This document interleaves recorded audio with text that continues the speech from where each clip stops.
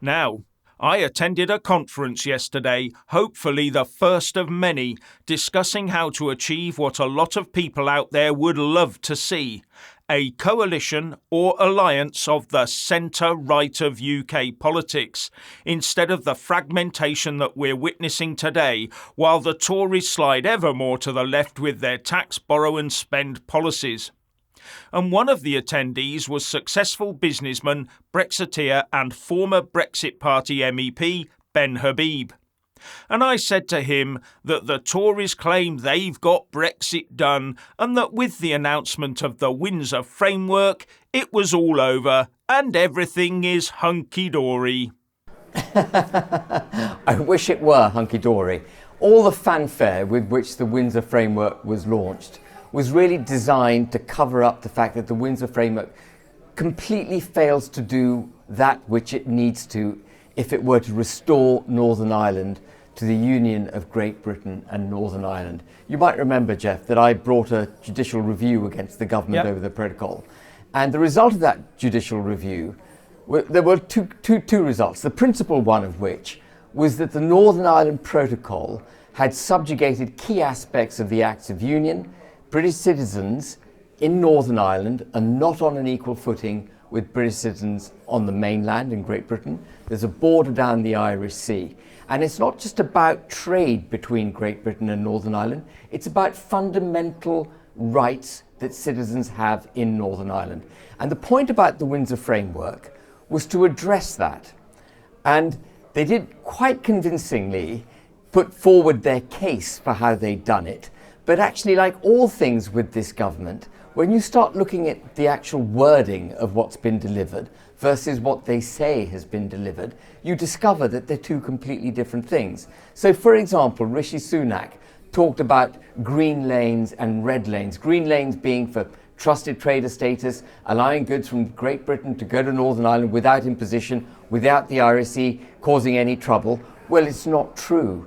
There are 21 different declarations you have to make in order to be in the green lane. And more importantly, that trusted trader status can be unilaterally withdrawn by the EU at any time. So the green lane is it's not something we can rely on. It's a transitory thing that the EU can withdraw. And the red lane, of course, which will hardly be ever used, by the way, Jeff, because very few goods go from Great Britain to Northern Ireland and then to the EU. All of this is a nonsense. It's not needed. But that green lane and red lane doesn't signify the easing of trade restrictions. Actually, the real thing that it signifies is that goods are moving from one jurisdiction in Great Britain to another jurisdiction in Northern Ireland. Agreed. And nothing in the Windsor Framework has changed that. They talked about how state aid law in Northern Ireland had now been relaxed under the Windsor Framework. That's not true. All that the EU done is clarify that those firms in Great Britain that trade in Northern Ireland won't automatically be caught by EU law by virtue of trading in Northern Ireland, unless, of course, they do trigger some of the state aid provisions of EU law, in which case they would be caught. Yep. So there's no real change on state aid. No. So British government cannot support firms in Northern Ireland if it wishes to. Then the other big area that they championed was this Stormont break. They said that the democratic deficit would be addressed by the Stormont break. And the Stormont break basically works as follows. If 30 MLAs out of 90 in Stormont wish to object to a particular bit of new EU legislation, then they can do that by invoking the Stormont break. But the break isn't a break. The break is only allowed to be used in very particular circumstances when all other options have been exhausted, negotiations have been exhausted, and then it turns on Westminster granting Stormont the right to prevent that rule from coming into place. And if you get to that point, Jeff, then there's a final fly in the ointment, a very big fly in the ointment, which is the EU can take remedial steps against the UK for invoking the break, which is it's not even code, it's completely open. They're going to punish the UK for having the temerity to ever exercise this Stormont break. So the Stormont break doesn't work. And then the British government said, Well, actually, at least as far as VAT and excise duties are concerned, we've now taken back control of that to Great Britain, to the United Kingdom, to Westminster. Because as you might recall in the protocol, VAT and excise duty was handed over to the EU because Northern Ireland is in the EU customs union. But again, the government wasn't telling the truth. We've only got relaxations on VAT for immovable objects in Northern Ireland, such as infrastructure, solar panels, that kind of thing. They have their VAT reduced, but not on goods. You know, beer, for example, sold in a pub in Northern Ireland is subject to our rates in the UK, our tax on alcohol in the UK. But if you sell it in supermarkets there, it's sold subject to EU tax rates. Yeah. So none of what Rishi Sunak described as being at the heart of the Windsor Framework is accurate. The Windsor Framework in some ways makes things worse because it actually, it's an attempt to get the UK to buy into the protocol. It's a deception. You know, at least with the protocol, we knew what we were up against. We had a judicial review. We knew that it broke the Acts of Union. Yep. We knew that there had not been consent of the people in Northern Ireland. This is a backdoor way to try and get the protocol done without us understanding what's going on. And the final thing I'll say on the Windsor Framework is if you read the EU document on it, it says, and the EU, by the way, tell the truth because they've got nothing to hide because it's their victory. If you read the EU document on it, they say that the entire Windsor Framework has been delivered through Article 164 of the Withdrawal Agreement, which states that all provisions of the protocol must comply with, all implementation of the protocol, must comply with the terms of the protocol. So it's been done completely in accordance with the Withdrawal Agreement, which means there's no real change. So the Windsor Framework has to be rejected. Yeah, one of the things that struck me straight away was that when we were going through this and making the withdrawal agreement, it was going back and forth through all the EU 27, through the Council. None of that's happened, so that means the withdrawal agreement itself cannot have changed one bit. Absolutely right. There's no requirement for further approvals, which tells you this is a matter of implementation.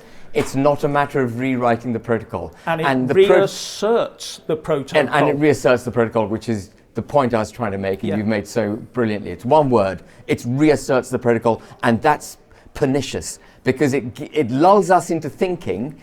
They want to lull us into thinking that they've resolved the protocol. Actually, it reasserts the protocol. Yes.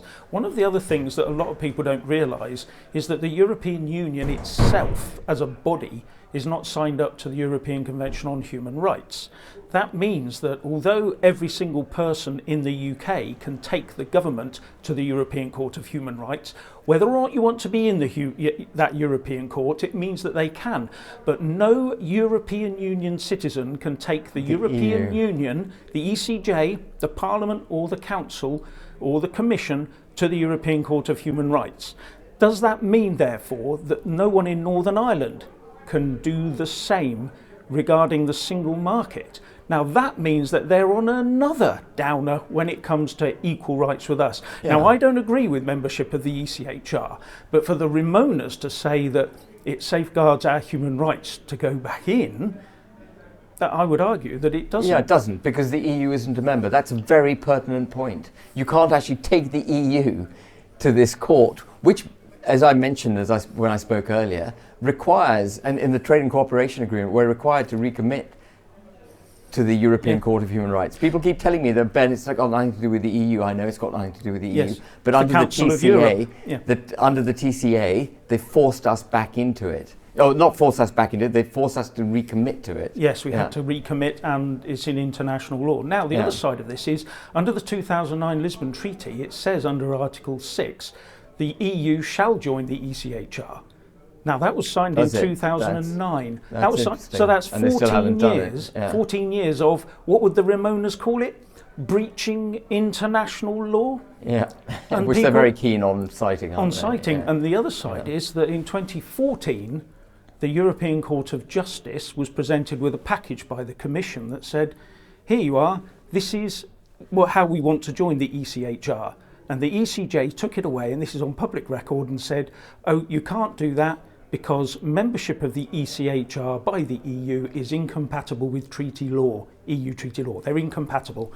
So they still can't join. So they're continuing to breach international law. And continuing to foist it on others. Yes, and it's just a big hypocritical thing, just typical EU and typical Remoaners as well. Typical. But just concluding on Northern Ireland, what we have in Northern Ireland is an effrontery to British sovereignty. We voted for the United Kingdom to leave the EU. The Tory party promised the country would leave the EU as one United Kingdom. What we have is Northern Ireland left behind, subject to foreign laws made by a foreign legislature, enforced by a foreign court. That is an abomination. It's an insult to the British people, and our government needs to get a grip of it. Totally agree. And thank you very much for talking to me tonight. Thank you, Jeff.